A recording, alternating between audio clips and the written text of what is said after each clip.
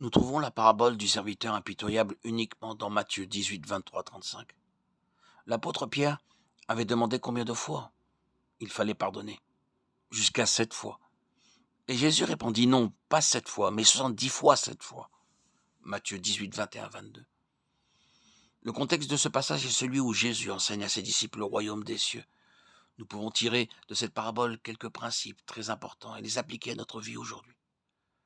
Le serviteur dont le maître lui avait beaucoup pardonné, 10 000 talents, l'équivalent de plusieurs millions de dollars, n'était pas disposé à pardonner à un autre serviteur qui lui devait 100 deniers. Un denier était le salaire d'une journée et valait environ 16 centimes. Par conséquent, comparé au montant pardonné au premier serviteur, c'était une très petite somme. Le principe ici est le suivant. Celui à qui on a beaucoup pardonné doit beaucoup pardonner. En d'autres termes, le principe du pardon est que la grâce ou le pardon envers autrui est sans limite. Les disciples ne doivent pas compter le nombre de fois qu'ils pardonnent. Au contraire, comme l'enseigne la parabole, ils doivent beaucoup pardonner parce que Dieu a beaucoup pardonné. Par conséquent, dans la parabole du serviteur impitoyable, injuste, Jésus enseigne à ses disciples et à nous par extension que le pardon doit être proportionnel au montant pardonné.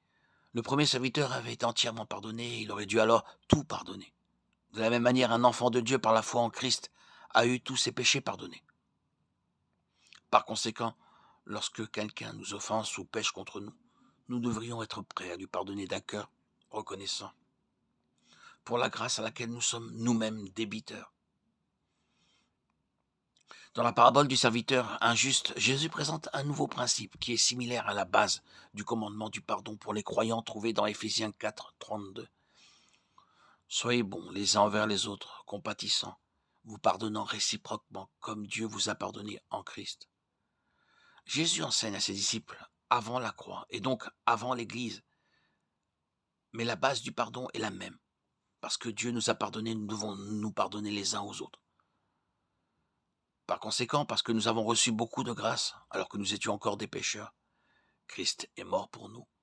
Romains 5, 8. Il nous est commandé de donner cette même grâce aux autres.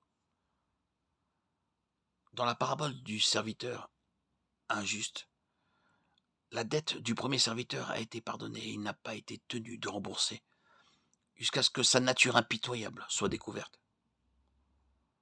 En revanche, notre dette de péché a été entièrement payée par Christ et est la seule base du pardon de Dieu.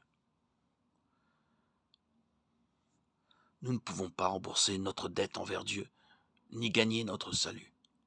C'est un don de grâce. Car c'est par la grâce que vous êtes sauvés, par le moyen de la foi. Et cela ne vient pas de vous, c'est le don de Dieu. Ce n'est point le fruit des œuvres, afin que personne ne se glorifie. Éphésiens, chapitre 2, versets 8 à 9.